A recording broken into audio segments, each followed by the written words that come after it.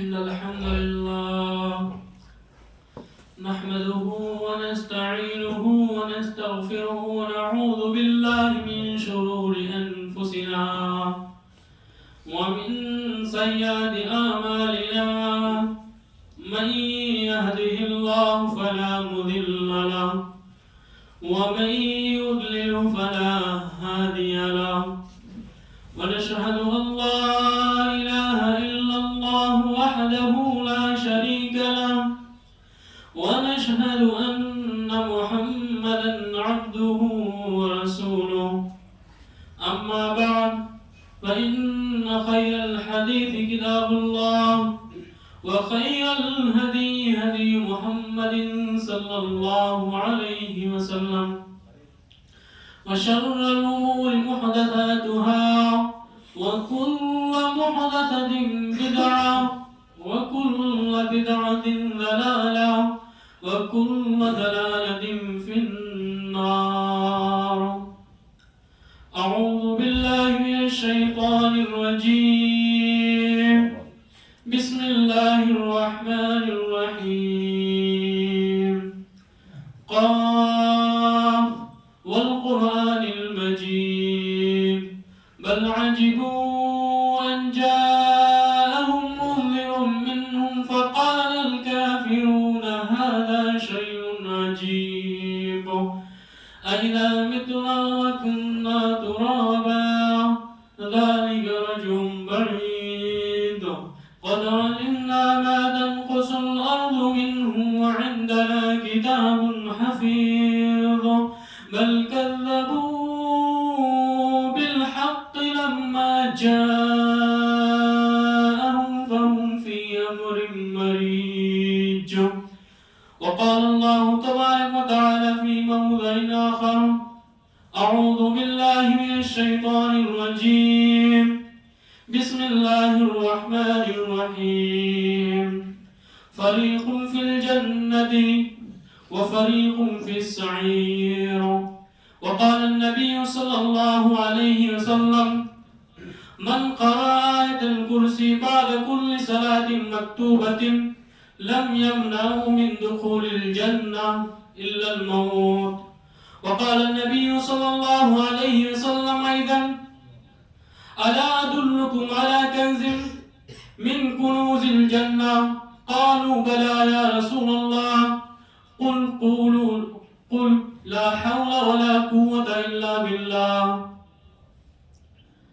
تمام قسم کی تعریفات وحدہ لا شریک اس خالق ارض و سماء اللہ رب العالمین کے لیے ہیں جس اللہ رب العالمین نے اس دنیا کو بنایا. اور لاکھوں کروڑ درود سلام ہو تمام انبیاء کرام پر اور خصوصاً جناب عربی محمد مصطفیٰ صلی اللہ علیہ وسلم پر جن کا ہمیں امتی بننے کا شرف حاصل ہوا. اللہ رب العالمین نے اس دنیا کے اندر بہت ساری مخلوقات کو پیدا کیا ہے، لیکن انہی مخلوقات میں اللہ رب العالمین نے یہ بھی اعلان کر دیا ہے کہ میں نے جتنی بھی مخلوقات اس زمین پر پیدا کی ہیں ان تمام مخلوقات کے اندر جو انسان ہے وہ سب سے افضل ہے. اور اللہ رب العالمین نے انسانوں سے ایک چیز مانگی ہے. اللہ رب العالمین اس کو قرآن مجید کے اندر بیان کرتا ہے وَمَا خَلَقْتُ الْجِنَّ وَالْإِنسَ إِلَّا لِيَعْبُدُونَ کہ میں نے جن اور انسوں کو اگر اس روئے زمین پر پیدا کیا ہے تو صرف اس لیے پیدا کیا ہے تاکہ وہ میری عبادت کریں. اللہ رب العالمین نے انسانوں کو اگر سب سے افضل مخلوق قرار دیا ہے تو اللہ رب العالمین نے اس کا ریزن بھی بتایا ہے. اللہ رب العالمین نے کہا ہے کہ اس کو جو ہے سب سے افضل مخلوق اگر قرار دیا ہے تو اسی لیے قرار دیا ہے کہ وہ لوگ میری عبادت کرتے ہیں. اور اللہ رب العالمین نے جو ہے اس کے بعد میں انسانوں کے ہی اندر دو گروہ تقسیم کر دیے ہیں. قرآن مجید کہتا ہے فریق فی الجنت و فریق فی السعیر. ایک گروہ جنت کے اندر چلا گیا، ایک گروہ جہنم کے اندر چلا گیا. یعنی جو لوگ اللہ رب العالمین کی عبادت کریں گے وہ لوگ جو ہے جنت کے اندر چلے جائیں گے، اور جو لوگ اللہ رب العالمین کی نافرمانی کریں گے وہ لوگ جہنم کے اندر چلے جائیں گے. آج کا جو اس جمعہ کا موضوع ہے وہ جنت ہی کے جنت ہی پر ہے. یعنی جنت کے اندر اگر ہم لوگوں کی خواہش ہے کہ ہم لوگ جنت کے اندر جائیں تو ہم لوگوں کو کون کون سے اعمال کرنے چاہیے؟ ویسے نبی اکرم صلی اللہ علیہ وسلم سے بہت سارے اعمال ثابت ہیں. قرآن مجید نے جس چیز کا حکم دیا ہے وہ بہت ساری چیزیں ہیں، لیکن ان میں سے چند چیزیں میں آج آپ لوگوں کے سامنے واضح کرنا چاہتا ہوں. اور شروع میں اللہ رب العالمین سے دعا کرتا ہوں کہ اللہ رب العالمین ہم سب کو جنت الفردوس کے اندر اعلیٰ سے اعلیٰ مقام عطا فرمائے اور جہنم سے بچا کے رکھے. آئیے دیکھیے، ایک انسان اس دنیا کے اندر آیا ہے، جب اس کا دل اللہ رب العالمین کی کتاب اور نبی اکرم صلی اللہ علیہ وسلم کی حدیث سے لگ جاتا ہے تو اس کی خواہش صرف ایک ہی رہتی ہے کہ وہ دنیا کے اندر جو ہے ایک مسلمان ہو کر، ایک مومن ہو کر اپنی زندگی گزارے، اور جب اس دنیا کو چھوڑ کر جائے تو وہاں جو ہے اس کو اللہ رب العالمین کے وہاں مقام مل جائے، اللہ رب العالمین کے وہاں جنت کے اندر وہ جگہ پا جائے. اس کے بارے میں بات کرنے سے پہلے دیکھتے ہیں کہ جنت کے اندر جو ہے سب سے پہلا شخص کون جائے گا. اس کے بارے میں صحیح مسلم کی ایک حدیث ہے 1988. حضرت انس رضی اللہ تعالی عنہ کہتے ہیں نبی اکرم صلی اللہ علیہ وسلم بیان فرماتے ہیں کہ نبی اکرم صلی اللہ علیہ وسلم نے کہا کل قیامت کے دن جب میں جنت کے اندر داخل ہوں گا تو وہاں پر ایک نگراں کھڑا ہوا ہوگا تو مجھ سے سوال کرے گا کہ تم کون ہو؟ تو میں اس وقت کہوں گا کہ میرا نام محمد ہے. تو وہ فرشتہ کہے گا کہ اللہ رب العالمین نے بھی مجھ کو اسی چیز کا حکم دیا ہے کہ محمد کے علاوہ، یعنی محمد سے پہلے کوئی بھی جنت کے اندر داخل نہیں ہو سکتا ہے. یعنی جنت کے اندر جو سب سے پہلے داخل ہوگا وہ نبی اکرم صلی اللہ علیہ وسلم داخل ہوں گے. اس کے بعد ایک اور حدیث کے اندر آتا ہے کہ جنت کے اندر داخل ہونے والوں کی صفات کیا ہیں، تو اس کے بارے میں جو ہے نبی اکرم صلی اللہ علیہ وسلم نے فرمایا جو جنت کے اندر سب سے پہلے گروہ جائے گا وہ لوگوں کے چہرے شکلیں اس طرح سے چمکیں گی جس طرح سے 14ویں رات کا چاند چمکتا ہے. اور اس کے بعد پھر دوسرا گروہ جنت کے اندر داخل ہوگا، ان لوگوں کی شکلیں اس طرح سے چمکے گی جس طرح آسمان میں ستارے چمکتے ہیں. اور نبی اکرم صلی اللہ علیہ وسلم نے کہا ان کو پیشاب اور پاخانے کی ضرورت نہیں ہوگی. اور اس کے بعد کہا نہ ہی ان کو بلغم آئے گا اور نہ ہی ان کو تھوک آئے گا. اور ان لوگوں کے لیے جنت کے اندر موٹی موٹی والی آنکھوں کی حوریں ہوں گی. یعنی جو جنت کے اندر جائیں گے ان لوگ، جو جنت کے اندر جو پہلا گروہ جائے گا اس کی نبی اکرم صلی اللہ علیہ وسلم نے جو ہے شکلوں کی جو صفات بتا دی ہیں. ان کی شکلوں کی صفات کیا ہوگی کہ وہ جو ہے اس طرح چمک رہے ہوں گے جس طرح 14ویں کی رات کا چاند چمکتا ہے.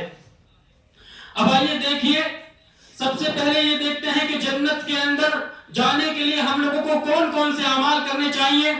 ایک شخص نبی اکرم صلی اللہ علیہ وسلم کے پاس آیا اور اس نے کہا ہے کہ اللہ کے رسول مجھ پر دن اور رات میں کتنے فرائض، مجھ کو جو ہے دن اور رات میں کتنے فرائض قائم کرنے ہیں.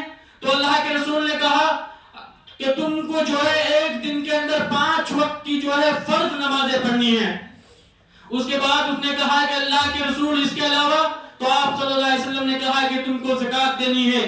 اس کے بعد اس نے کہا کہ اللہ کے رسول اس کے علاوہ، تو نبی اکرم صلی اللہ علیہ وسلم نے کہا رمضان کے روزے رکھنے ہیں. جب وہ شخص وہاں سے گیا تو نبی اکرم صلی اللہ علیہ وسلم نے صحابہ کرام سے کہا اگر اس روئے زمین پر کوئی یہ دیکھنا چاہتا ہے کہ جنتی کس طرح کا ہوتا ہے تو اس شخص کو دیکھ لو جو جا رہا ہے. اگر اس نے جو اپنی زبان سے الفاظ استعمال کیے ہیں اگر یہ ان میں سچ ہے، تو اگر یہ صادق ہے، اگر یہ سچا ہے تو یہ شخص جنتی ہے. یعنی نبی اکرم صلی اللہ علیہ وسلم نے جنت میں جانے کے لیے جن اعمال کی بنیاد رکھی ہے، سب سے پہلے انسان کو 5 وقت کی نماز پڑھنی ہے. فرض نمازیں جو ہے ایک رات اور ایک دن کے اندر جو ہے 5 وقت کی فرض نمازیں پڑھنی ہے. اس کے بعد جو ہے اس کو زکات بھی ادا کرنی ہوگی. اس کے بعد اس کو رمضان کے روزے بھی رکھنے ہوں گے. اس کے بعد جو ہے اگر اس کے پاس استطاعت ہے، طاقت ہے، تو اس کو جو ہے حج کرنی بھی ہوگی. نبی اکرم صلی اللہ علیہ وسلم نے جنت کے اندر جانے کی پہلی یہ صفت ذکر کی ہے. اس کے بعد نبی اکرم صلی اللہ علیہ وسلم نے کہا من قرأ آیت الکرسی بعد کل صلاۃ مکتوبۃ لم یمنع من دخول الجنہ الا الموت. جس شخص نے آیت الکرسی کو ہر فرض نماز کے بعد پڑھا اس شخص کو جو ہے جنت کے اندر جانے سے کوئی بھی چیز نہیں روک سکتی ہے. اس کو اگر جنت کے اندر جانے سے کسی چیز نے روک رکھا ہے صرف اور صرف موت نے روک رکھا ہے. جیسے ہی اس شخص کا انتقال ہوا فوراً وہ جنت کے اندر چلا جائے گا. نبی اکرم صلی اللہ علیہ وسلم نے اس کے لیے بھی شرط لگائی ہے. آیت الکرسی کب پڑھنی ہے؟ ہر فرض نماز کے بعد. آیت الکرسی کو پڑھنے کے لیے ہم لوگوں کو 5 وقت کی نماز بھی پڑھنی ہوگی. اگر ہم لوگ 4 وقت کی نماز پڑھتے ہیں 5 وقت کی نماز نہیں پڑھ رہے ہیں تو ہم جو ہے آیت الکرسی کا ثواب نہیں پا سکتے. نبی اکرم صلی اللہ علیہ وسلم نے حدیث کے اندر شرط لگائی ہے. نبی اکرم صلی اللہ علیہ وسلم سے الفاظ آئے ہیں، نبی اکرم صلی اللہ علیہ وسلم کے الفاظ ہیں کہ ہر نماز کے اندر، ہر فرض نماز کے اندر جو ہے، ہر فرض نماز کے بعد جس نے آیت الکرسی پڑھی تو وہ شخص جو ہے جنت کے اندر داخل ہو جائے گا. لیکن جب ہم اپنے معاشرے کے اندر نظر گھمائیں، آپ ہی لوگ مجھے جواب دیں کہ ہم لوگوں میں سے کتنوں کو آیت الکرسی یاد ہے؟ کسی کو بھی، یہاں تک کہ بچوں کو تو چھوڑیے، نوجوانوں کو بھی آیت الکرسی یاد نہیں ہے. ہم لوگ اگر کہیں پر فلم دیکھنے جائیں تو ایک ہی رات کے اندر ہم کو فلم کے تمام گانے یاد ہو جاتے ہیں. ہم روز جو ہے مسجدوں سے آیت الکرسی کو سنتے ہیں، ہر جمعہ کو جو ہے امام صاحب سے آیت الکرسی کو سنتے ہیں. اس کے باوجود ہم قرآن کریم کے اندر آیت الکرسی کو پڑھتے ہیں، اس کے باوجود بھی ہم لوگوں کو آیت الکرسی یاد نہیں ہوتی ہے. ہم لوگوں کو جنت کے اندر جانے کی خواہش ہی کہاں ہے؟ اگر ہم لوگوں کو جنت کے اندر جانے کی خواہش ہوتی، نبی اکرم صلی اللہ علیہ وسلم نے اتنا آسان طریقہ بتایا ہے. نبی اکرم صلی اللہ علیہ وسلم نے کہا ہے اگر کوئی شخص جنت کے اندر جانا چاہتا ہے تو اس کو چاہیے کہ وہ ہر فرض نماز کے بعد آیت الکرسی پڑھے. اس کے بعد ایک چھوٹی سی دعا اور نبی اکرم صلی اللہ علیہ وسلم نے بتائی ہے. نبی اکرم صلی اللہ علیہ وسلم، اگر کسی کو آیت الکرسی یاد نہیں ہے، اگر وہ جنت کے اندر جانے کی خواہش رکھتا ہے تو اس کے لیے نبی اکرم صلی اللہ علیہ وسلم نے ایک چھوٹی سی دعا بتائی ہے. اور مجھے امید ہے کہ یہ دعا ہر ایک انسان کو یاد ہوگی. اگر کسی کو یاد نہیں ہے تو اس کو اس روئے زمین پر زندہ رہنے کا کوئی حق نہیں ہے. بالکل چھوٹی سی دعا ہے. نبی اکرم صلی اللہ علیہ وسلم صحابہ اکرام سے کہتے ہیں الا ادلکم علی کنز من کنوز الجنہ، کیا میں تم کو جنت کے خزانوں میں سے ایک خزانہ نہ دے دوں؟ یعنی جنت کے محلات میں سے میں تم کو ایک محل عطا نہ کر دوں؟ تو صحابہ اکرام نے کہا قالوا بلا یا رسول اللہ، اے اللہ کے رسول کیوں نہیں؟ تو نبی اکرم صلی اللہ علیہ وسلم نے کہا قل لا حول ولا قوت الا باللہ، یعنی تم جو ہے اٹھتے بیٹھتے سوتے لیٹتے کھانا کھاتے وقت کسی بھی وقت بھی جب بھی تم کو وقت ملے ٹائم ملے ہر وقت جو ہے لا حول ولا قوت الا باللہ پڑھتے رہو. اگر کوئی شخص جو ہے اپنی زندگی کے اندر لا حول ولا قوت الا باللہ پڑھتا رہتا ہے تو نبی اکرم صلی اللہ علیہ وسلم کہتے ہیں کہ ایسا شخص بھی جو ہے جنت کے اندر داخل ہو جائے گا. یہ دعا جو ہے ہم لوگوں کو یاد ہونی چاہیے. بالکل چھوٹی سی دعا ہے لا حول ولا قوت الا باللہ. نبی اکرم صلی اللہ علیہ وسلم کی ایک اور حدیث آتی ہے، نبی اکرم صلی اللہ علیہ وسلم اسی لا حول ولا قوت الا باللہ کے بارے میں فرماتے ہیں کہ یہ دعا ایسی ہے کہ 99 بیماریوں کے لیے شفا ہے. اگر کوئی شخص جو ہے لا حول ولا قوت الا باللہ کو پڑھتا ہے، اگر اس کو 99 بیماری لاحق ہے تو اس کی 99 بیماری ختم ہو جائے گی. نبی اکرم صلی اللہ علیہ وسلم اس کے بعد کہتے ہیں سب سے چھوٹی جو بیماری ہوگی وہ سب سے چھوٹی بیماری ہوگی وہ سب سے چھوٹی بیماری یہ ہے کہ انسان کو کوئی ٹینشن رہتی ہو، انسان کو کوئی الجھن رہتی ہو. گھر کے اندر 4 بیٹی ہیں 3 بیٹی ہیں، ان کی شادی کس طرح کریں گے، ان کے لیے جہیز کہاں سے لے کر آئیں گے. اگر کسی شخص کے اندر ایسی ٹینشن وغیرہ رہتی ہے، کاروبار کی ٹینشن رہتی ہے، اولاد کی ٹینشن رہتی ہے، ماں باپ کی ٹینشن رہتی ہے، بیوی کی ٹینشن رہتی ہے، کسی کی بھی رہتی ہے، نبی اکرم صلی اللہ علیہ وسلم نے کہا اگر کوئی شخص یہ دعا پڑھتا ہے لا حول ولا قوت الا باللہ تو ایسے شخص کی جو ہے ٹینشن جو ہے دور ہو جائے گی، ختم ہو جائے گی. اور نبی اکرم صلی اللہ علیہ وسلم نے اس کے بعد کہا، حضرت ابو بکر، نبی اکرم صلی اللہ علیہ وسلم نے کہا صحابہ اکرام جو ہے نبی اکرم صلی اللہ علیہ وسلم کے سامنے بیٹھے ہوئے ہیں. اللہ کے رسول نے پوچھ لیا آج تم میں سے روزے سے کون ہے؟ رمضان کا مہینہ نہیں ہے. اللہ کے رسول نے جو ہے نفلی روزوں کے بارے میں پوچھا آج تم میں سے روزے سے کون ہے؟ حضرت ابو بکر صدیق رضی اللہ تعالی عنہ نے کہا کہ اللہ کے رسول میں ہوں. اس کے بعد نبی اکرم صلی اللہ علیہ وسلم نے کہا آج تم میں سے مسکین کو کھانا کس نے کھلایا ہے؟ حضرت ابو بکر صدیق نے کہا کہ اللہ کے رسول میں روزے سے تھا، جو میرے حصے کا کھانا تھا وہ میں نے مسکین کو کھلا دیا. اس کے بعد نبی اکرم صلی اللہ علیہ وسلم نے کہا آج تم میں سے مریض کی عیادت کس نے کی ہے؟ تو حضرت ابو بکر صدیق رضی اللہ تعالیٰ عنہ نے کہا اللہ کے رسول میں نے آج جو ایک مریض کی عادت کی تھی. اس کے بعد چوتھی چیز نبی اکرم صلی اللہ علیہ وسلم نے بیان کی اور کہا آج تم میں سے کوئی جنازے کے پیچھے کون چلا ہے, جنازے کے اندر شرکت کس نے کی ہے؟ تو حضرت ابو بکر صدیق کہتے ہیں کہ اللہ کے رسول میرے محلے کے اندر ایک شخص کا انتقال ہو گیا, میں نے اس کو غسل دیا, کفن پہنایا اور کفن پہنانے کے بعد میں نے اس کو کانڈا بھی دیا, اس جنازے کے پیچھے بھی چلا اور جب وہ جنازہ قبرستان کے اندر پہنچ گیا تو اللہ کے رسول میں نے جو ہے نماز جنازہ یعنی جنازہ کی نماز بھی پڑھائی. تو نبی اکرم صلی اللہ علیہ وسلم نے کہا ابو بکر تم جنتی ہو. یعنی نبی اکرم صلی اللہ علیہ وسلم نے اس کے بعد میں کہا جس شخص کے اندر یہ 4 خصلتیں پائی جائیں, یعنی وہ جو نفلی روزہ رکھے, اس کے بعد جو ہے مسکین کو کھانا کھلائے, مریض کی عیادت کرے, مریض کی عیادت کرنے کے بعد کسی کے جنازے میں شرکت کرے, تو نبی اکرم صلی اللہ علیہ وسلم نے کہا کہ ایسا شخص جو ہے جنت کے اندر داخل ہو جائے گا. اسی طرح نبی اکرم صلی اللہ علیہ وسلم نے بہت آسان طریقہ بتایا ہے جنت کے اندر جانے کا. نبی اکرم صلی اللہ علیہ وسلم نے کہا یتیموں کی ہمیشہ مدد کرتے رہنا, مسکینوں کو ہمیشہ کھانا کھلاتے رہنا. کیا ہم لوگوں کو وہ واقعہ یاد نہیں ہے؟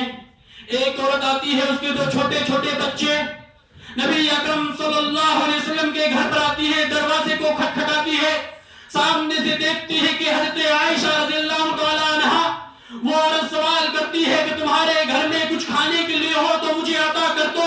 تو بخاری کے الفاظ ہیں کہ حضرت عائشہ رضی اللہ تعالی عنہا ایک کھجور لے کر آئی, لیکن صحیح مسلم کے الفاظ ہیں کہ حضرت عائشہ رضی اللہ تعالی عنہا 3 کھجور لے کر آئی. حضرت عائشہ رضی اللہ تعالی عنہا نے وہ تینوں کھجور اس عورت کو عطا کر دیے. تو حضرت عائشہ رضی اللہ تعالی عنہا اپنی آنکھوں سے دیکھتی ہے اور اس کے بعد نبی اکرم اپنی آنکھوں سے دیکھتی ہیں, کیا دیکھتی ہیں کہ وہ عورت ایک کھجور ایک بچے کو دیتی ہے اور دوسری کھجور دوسرے بچے کو دیتی ہے, اور اس کے بعد جو تیسری کھجور بچ جاتی ہے عورت اس کھجور کو نہیں کھاتی ہے. ان بچوں نے اپنی اپنی کھجوریں کھا لی.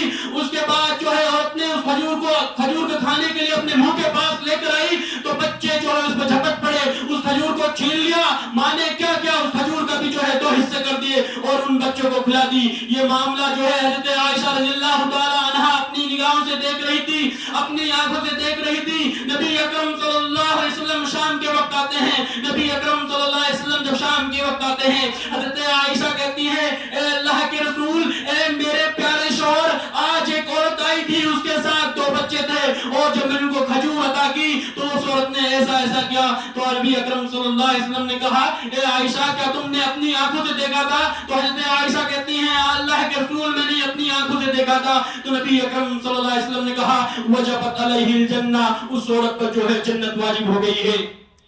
اور آج ہماری ماں بہنیں, اگر ہمارے گھر کے اندر پہلے سے ہی 3 بیٹیاں ہیں, اگر چوتھی بیٹی ہے تو حمل کو گرا دیتی ہیں, الٹرا ساؤنڈ کراتی ہیں, اس کے بعد جو ہے حمل کو گرا دیتی ہیں. یہ ہماری ماں بہنیں بچوں سے کہاں پیار کریں گی؟ وہ عورت جو بھوکی اپنے بچوں کو ایک کھجور کے اندر سے بھی 2 حصے تقسیم کر دیے اور اپنے بچوں کو کھلا دیا.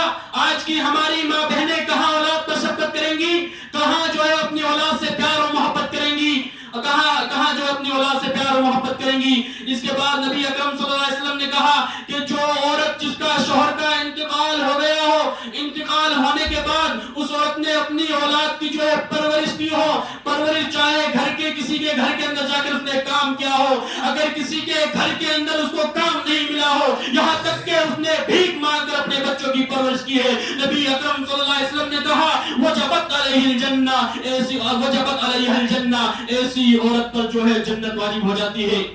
اور حضرت عائشہ رضی اللہ تعالی عنہا سے کہا اے عائشہ یہ جو تم نے کام کیا ہے بہت اچھا کام کیا ہے. اللہ رب العالمین کہتا ہے کہ جو مسکینوں کو کھانا کھلاتا ہے اس پر جو ہے اللہ رب العالمین بھی جنت کو واجب کر دیتا ہے.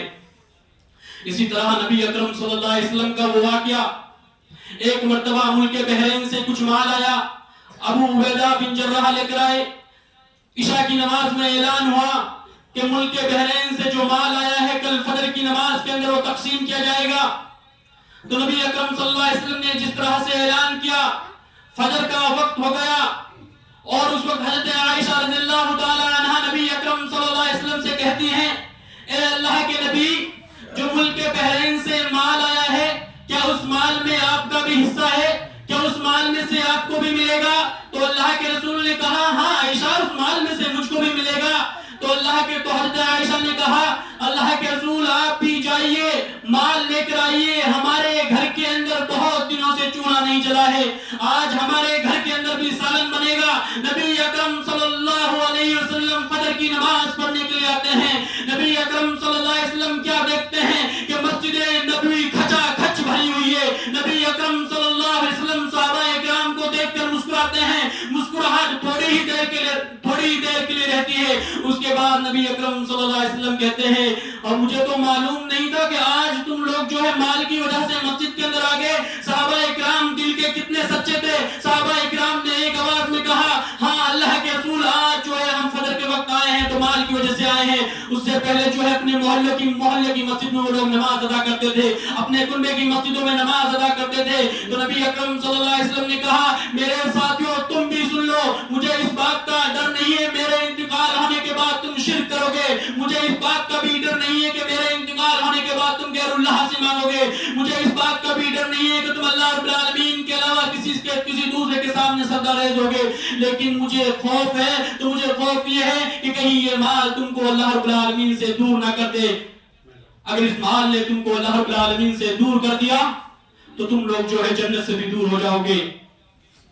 یعنی جب آج اپنے معاشرے کے اندر ہم نظر گھما کے دیکھیں، آج ہم لوگ جو ہے مال کے لیے اتنے حرص ہو چکے ہیں، اتنے لالچی ہو چکے ہیں کہ ہم نے دین کو بھلا دیا، ہم نے اسلام کو چھوڑ دیا صرف اور صرف مال کے لیے۔ آپ لوگ دیکھ لیجئے نبی اکرم صلی اللہ علیہ وسلم بیان کرتے ہیں قیامت کی نشانیوں میں سے ایک نشانی یہ بھی ہوگی کہ ایک شخص جو ہے صبح کو مومن ہوگا شام کو کافر ہوگا، اس کے بعد نبی اکرم صلی اللہ علیہ وسلم نے کہا شام کو مومن ہوگا صبح کو کافر ہوگا، تو اللہ کے رسول نے کہا، تو صحابہ کرام نے کہا کہ اللہ کے رسول ایسا کیوں ہوگا؟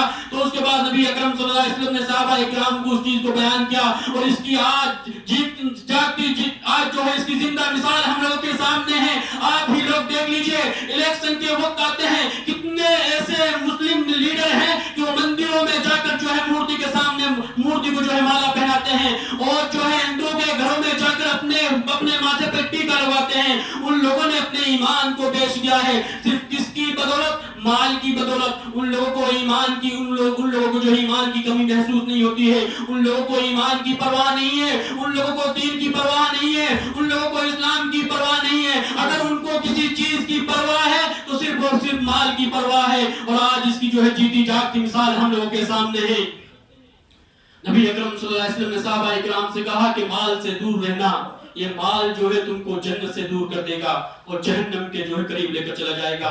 اس کے بعد نبی اکرم صلی اللہ علیہ وسلم مال تقسیم کرتے ہیں، نبی اکرم صلی اللہ علیہ وسلم کے حصے میں مال آتا ہے، نبی اکرم صلی اللہ علیہ وسلم کے حصے میں مال آتا ہے، نبی اکرم صلی اللہ علیہ وسلم دو تھیلے اٹھاتے ہیں، ایک دائیں ہاتھ میں اٹھاتے ہیں ایک بائیں ہاتھ میں اٹھاتے ہیں۔ نبی اکرم صلی اللہ علیہ وسلم مسجد نبوی سے نکل رہے ہیں، نبی اکرم صلی اللہ علیہ وسلم مسجد نبوی سے نکلے ہی تھے کہ دو یتیم بچے آ گئے، ایک کی عمر 7 سال ایک کی عمر 9 سال۔ نبی اکرم صلی اللہ علیہ وسلم کا تھیلا پکڑ لیا، ایک نے کہا اے اللہ کے رسول میری ماں زندہ نہیں ہے، میں نے 3 دنوں سے کھانا نہیں کھایا ہے، میں نے 4 دنوں سے کھانا نہیں کھایا ہے۔ نبی اکرم صلی اللہ علیہ وسلم نے اپنا ایک تھیلا اس کے لیے دے دیا۔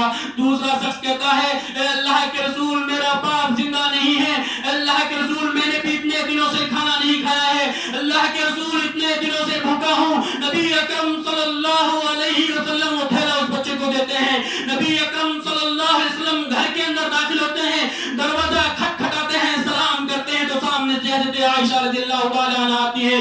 حضرت عائشہ رضی اللہ تعالیٰ عنہ کہتی ہے اے اللہ کے رسول کیا ہوا؟ آپ خالی ہاتھ گئے، خالی ہاتھ لوٹ کر آ گئے، آپ تو جو ہے مال لے کر آنے والے تھے۔ نبی اکرم صلی اللہ علیہ وسلم نے کہا عائشہ تم پہلے بیٹھو میں تمہیں بتاتا ہوں کیا ہوا۔ ملک بحرین سے جو مال آیا وہ میں نے لوگوں کے درمیان میں تقسیم کیا، ہر ایک صحابہ اکرام کو دیا۔ اتنا مال آیا تھا اس سے پہلے اتنا مال کبھی بھی صحابہ اکرام کے ہاتھ نہیں لگا۔ تو نبی اکرم صلی اللہ علیہ وسلم کہتے ہیں عائشہ میرے پاس بھی 2 تھیلے تھے اوپر تک بھرے ہوئے تھے، ان دونوں کو میں لے کر آ رہا تھا، میرے پاس 2 یتیم بچے آئے، انہوں نے مجھ سے سوال کیا تو میں نے ان کو دے دیا۔ تو نبی تو حضرت عائشہ رضی اللہ تعالیٰ عنہ کہتی ہیں اے نبی یہ بات صحیح ہے کہ آپ نے یتیم بچوں کو دے دیا، لیکن ایسا بھی تو کر سکتے تھے کہ 2 حصہ اس کے اندر سے نکال لیتے، 2 حصہ اس کے اندر سے نکال لیتے۔ نبی اکرم صلی اللہ علیہ وسلم نے کہا عائشہ تم یہ بات تم کہہ رہی ہو؟ عائشہ تم نے یتیمی نہیں دیکھی ہے، تمہارے باپ ابو بکر صدیق زندہ ہیں، تمہاری ماں بھی زندہ ہے، عائشہ یتیمی کیا ہوتی ہے اس کا درد مجھ سے پوچھو، میرے اس روئے زمین پر آنے سے پہلے میرا باپ انتقال کر گیا، جب مجھے تھوڑی حواس ہوئی، جب مجھے تھوڑی سوچ آئی، جب میں 6 سال کا ہوا تو میری ماں بھی انتقال کر گئی، تم مجھ سے پوچھو یتیمی کا درد کیا ہوتا ہے۔ نبی اکرم صلی اللہ علیہ وسلم کہتے ہیں کہ جب ان بچوں نے میرا تھیلا پکڑا تو مجھے جو ہے اپنی یتیمی یاد آ گئی، میں نے ان بچوں کو وہ دونوں تھیلا عطا کر دیے، اور نبی اکرم صلی اللہ علیہ وسلم نے حضرت عائشہ سے کہا کہ عائشہ سن لو، جو شخص یتیموں کی پرورش کرتا ہے، جو شخص یتیموں کی کفالت کرتا ہے، جو شخص یتیموں کو کھانا کھلاتا ہے، وہ جنت کے اندر میرا پڑوسی بن کر رہے گا۔ یعنی نبی اکرم صلی اللہ علیہ وسلم نے جنت کے اندر جانے کا ایک اور طریقہ بتا دیا ہے، بالکل آسان طریقہ۔ کیا طریقہ؟ ہم لوگوں کو جو ہے یتیموں اور مسکینوں کو کھانا کھلانا ہے۔ اس کے بعد نبی اکرم صلی اللہ علیہ وسلم نے عورتوں کے لیے جو ہے ایک جنت کے اندر جانے کے لیے بہت آسان طریقہ بتایا ہے۔ اللہ کے رسول نے کہا جس عورت کے اندر یہ 4 خصلتیں جمع ہو گئی وہ عورت جو ہے پکا جنت کے اندر داخل ہو جائے گی۔ میری ماں بہنیں آئی ہوئی ہیں، ذرا غور سے سنیں۔ نبی اکرم صلی اللہ علیہ وسلم نے کہا کہ وہ عورت جو 5 وقت کی نماز پڑھتی ہو، فرض نماز جو ہے 5 وقت کی جو ہے فرض نماز ادا کرتی ہو، اس کے بعد نبی اکرم صلی اللہ علیہ وسلم نے فرمایا وہ عورت جو ہے رمضان کے روزہ رکھتی ہو۔ نبی اکرم صلی اللہ علیہ وسلم عورتوں کے لیے کوئی مشکل کام نہیں بتا رہے ہیں بلکہ اسلام ہی کے فرائض بتا رہے ہیں۔ نبی اکرم صلی اللہ علیہ وسلم بیان کرتے ہیں کہ وہ عورت جو 5 وقت کی نماز پڑھتی ہو، 5 وقت کی نماز پڑھنے کے ساتھ ساتھ وہ رمضان کے روزے بھی رکھتی ہو، رمضان کے روزے رکھنے کے ساتھ ساتھ وہ اپنی شرمگاہ کی بھی حفاظت کرتی ہو، اور اس کے بعد نبی اکرم صلی اللہ علیہ وسلم نے فرمایا اور اس عورت پر واجب ہے کہ وہ اپنے شوہر کی فرما برداری بھی کرے، اپنے شوہر کی اطاعت بھی کرے۔ یعنی جس عورت کے اندر یہ 4 خصلتیں جمع ہو گئی، نمبر 1 وہ عورت جو نماز پڑھتی ہو، اور اس کے بعد نبی اکرم صلی اللہ علیہ وسلم نے کہا کہ جو رمضان کے روزہ رکھتی ہو، نبی اکرم صلی اللہ علیہ وسلم نے کہا کہ جو اپنی شرمگاہوں کی حفاظت کرتی ہو، اس کے بعد نبی اکرم صلی اللہ علیہ وسلم نے کہا وہ عورت جو اپنے شوہر کی اطاعت کرتی ہو وہ عورت جنت کے اندر داخل ہو جائے گی۔ اس حدیث کے اندر جو الفاظ آئے ہیں کہ وہ عورت جو اپنی شرمگاہوں کی حفاظت کرتی ہو، اس سے کیا مراد ہے؟ اس سے زنا مراد نہیں ہے، اس سے مراد عورت کا لباس ہے۔ عورت کا لباس ایسا نہ ہو کہ عورت کا جو ہے جسم کا ایک ایک حصہ اس میں نظر آ جائے، اس سے مراد پردہ ہے، عورت جو ہے پردے کے اندر رہے۔ اگر عورت جو ہے رستوں میں محلوں میں کہیں پر بھی بیٹھی رہتی ہے تو ایسی عورت جو ہے جنت کے اندر جانے کا دعویٰ نہ کرے، کیونکہ نبی اکرم صلی اللہ علیہ وسلم نے جو شرط لگائی ہے اس شرط کے اندر سے وہ نکل گئی ہے۔ اس کے بعد نبی اکرم صلی اللہ علیہ وسلم نے جو 4تھی شرط لگائی ہے، نبی اکرم صلی اللہ علیہ وسلم نے کہا اپنے شوہر کی بھی اطاعت کرتی ہو، یعنی شوہر کی اطاعت کرنا عورت پر ضروری ہے۔ اور نبی اکرم صلی اللہ علیہ وسلم کی ایک دوسری حدیث کے اندر آتا ہے، نبی اکرم صلی اللہ علیہ وسلم کہتے ہیں کہ جو عورت اس حال میں انتقال کر جائے، اس حال میں مر جائے کہ اس کا شوہر اس سے راضی نہیں تھا، اس کا شوہر اس سے خوش نہیں تھا، تو نبی اکرم صلی اللہ علیہ وسلم کہتے ہیں چاہے اس نے زندگی کے اندر کتنی ہی نمازیں پڑھی ہوں، چاہے اس نے کتنی ہی زکوٰۃ دی ہو، چاہے اس نے رمضان کے کتنے ہی روزے رکھے ہوں، چاہے اس نے کتنی ہی حج کی ہو، اگر اس کا شوہر جو ہے آخری وقت میں اس سے خوش نہیں تھا تو وہ عورت جنت کے اندر داخل نہیں ہو سکتی۔ نبی اکرم صلی اللہ علیہ وسلم نے جنت کے اندر عورتوں کو جانے کے لیے جو شرط لگائی ہے وہ یہ ہے کہ عورت جو ہے اپنے شوہر کی بھی فرما برداری کرے۔ اور اس کے بعد نبی اکرم صلی اللہ علیہ وسلم نے کہا کہ جس عورت کا اس حال میں انتقال ہو کہ اس کا شوہر اس سے راضی ہو تو اس کا معاملہ اللہ رب العالمین کے ہاتھ میں ہے۔ اگر اس نے نمازیں نہیں پڑھی ہو، اس نے جو ہے زکوٰۃ نہیں دی ہو، لیکن شرط یہ ہے کہ اس نے اللہ رب العالمین کے ساتھ کسی کو شریک نہیں کیا ہو، تو اس کا معاملہ اللہ رب العالمین کے ہاتھ میں ہے کہ اللہ رب العالمین اس کو جو ہے جنت کے اندر جگہ دے گا یا نہیں دے گا۔ ایک آخری بات، جنت کے اندر داخل ہونے کا ایک اور جو ہے نبی اکرم صلی اللہ علیہ وسلم نے کہا کہ جو شخص یہ خواہش رکھتا ہے کہ وہ جنت کے اندر داخل ہو جائے، اس کو چاہیے کہ وہ بازاروں کے اندر بیٹھنے سے بچ جائے، وہ جو ہے ہوٹلوں پر بیٹھنے سے بچ جائے، وہ چغلی سے بچ جائے، لوگوں کی غیبت کرنے سے بچ جائے۔ نبی اکرم صلی اللہ علیہ وسلم نے ایک دن نماز پڑھائی، غالباً عصر یا ظہر کی نماز پڑھائی۔ نبی اکرم صلی اللہ علیہ وسلم کا معمول تھا کہ نبی اکرم صلی اللہ علیہ وسلم جب بھی نماز پڑھاتے تو نبی اکرم صلی اللہ علیہ وسلم جو ہے مڑ کر جو ہے مقتدیوں کی طرف دیکھتے ہیں. نبی اکرم صلی اللہ علیہ وسلم کیا دیکھتے ہیں کہ ابو سعید خدری رضی اللہ تعالی عنہ کھڑے ہوتے ہیں اور وہ اپنے گھر کی طرف چلے جاتے ہیں. نبی اکرم صلی اللہ علیہ وسلم کہتے ہیں اے میرے صحابہ یہ ابو سعید خدری جنتی ہے. صحابہ کرام کے اندر ایک کھلبلی ہو گئی. صحابہ کرام کہہ رہے ہیں کہ اللہ کے رسول نماز تو ہم سب لوگوں نے پڑھی ہے لیکن آپ نے صرف ایک ہی شخص کو جنتی کیوں قرار دیا ہے؟ اللہ کے رسول جو ہے پھر وہ دوسرے دن نماز پڑھنے کے لیے آتا ہے, وہ نماز پڑھ کر جاتا ہے تو اللہ کے رسول پھر کہتے ہیں کہ یہ شخص جنت میں جائے گا, یہ شخص جنتی ہے. تو نبی اکرم صلی اللہ علیہ وسلم نے کہا کہ یہ جنت کے اندر جائے گا تو صحابہ اکرام کے اندر یہ بات اور زیادہ پھیلی. نبی اکرم صلی اللہ علیہ وسلم روزانہ اسی بندے کو کیوں کہہ رہے ہیں جنتی؟ اس شخص کے اندر ایسی کون سی خاصیت ہے کہ جو اللہ کے رسول کہہ رہے ہیں کہ یہ شخص جنتی ہے؟ تو حضرت عبداللہ بن عمر, حضرت عمر رضی اللہ تعالی عنہ کے بیٹے, اس نے سوچا کہ آج میں بھی دیکھوں کہ کیسا کون سا عمل کرتا ہے جس کی وجہ سے اللہ کے رسول کہہ رہے ہیں جنت کے اندر داخل ہوگا.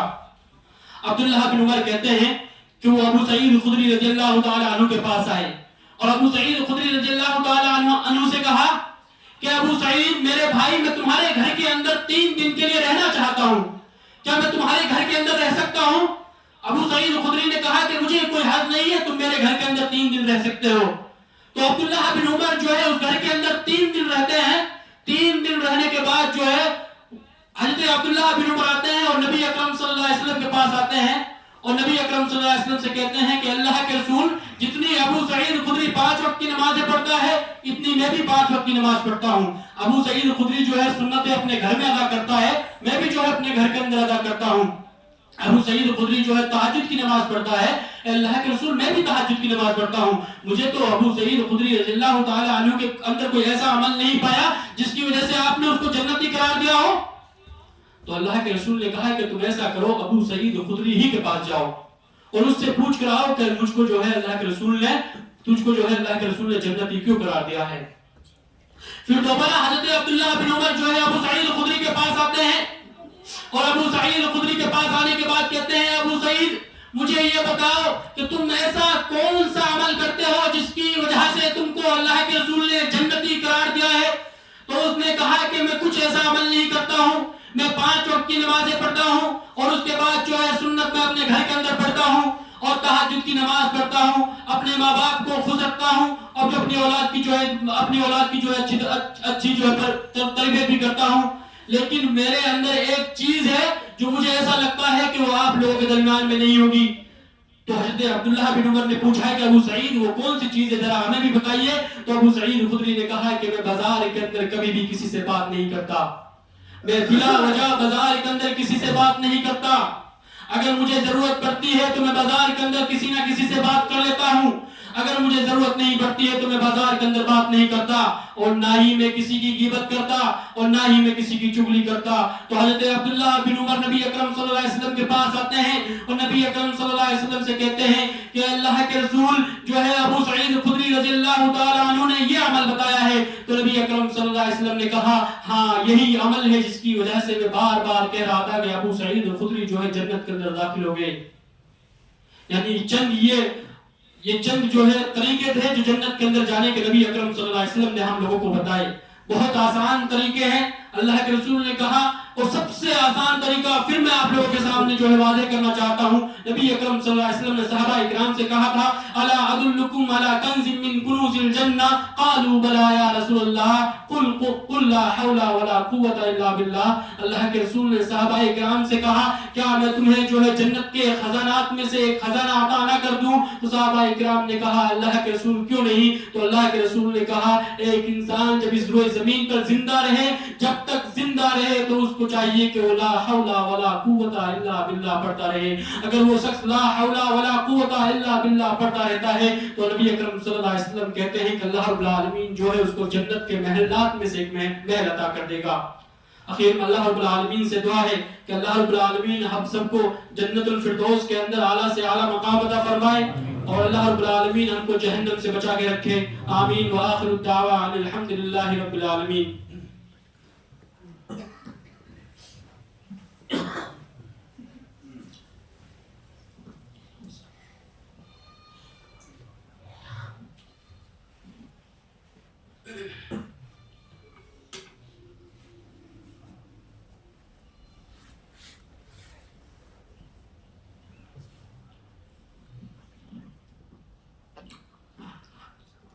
إن الحمد لله نحمده ونستعينه ونستغفره ونعوذ بالله من شرور أنفسنا ومن سيئات أعمالنا من يهده الله فلا مضل له ومن يضلل فلا هادي له ونشهد أن لا إله إلا الله وحده لا شريك له ونشهد أن محمدا عبده ورسوله أما بعد فإن خير الحديث كتاب الله وخير الهدي هدي محمد صلى الله عليه وسلم وشر الأمور محدثاتها وكل محدثة بدعة وكل بدعة ضلالة وكل ضلالة في النار. اللهم صل على محمد وعلى آل محمد كما صليت على إبراهيم وعلى آل إبراهيم إنك حميد مجيد. اللهم بارك على محمد وعلى آل محمد كما باركت على إبراهيم وعلى آل إبراهيم إنك حميد مجيد. إن الله يأمر بالعدل والإحسان وإيتاء ذي القربى وينهى عن الفحشاء والمنكر والبغي يعظكم لعلكم تذكرون. اذكروا الله يذكركم وادعوه يستجب لكم ولذكر الله أكبر والله يعلم ما تصنعون.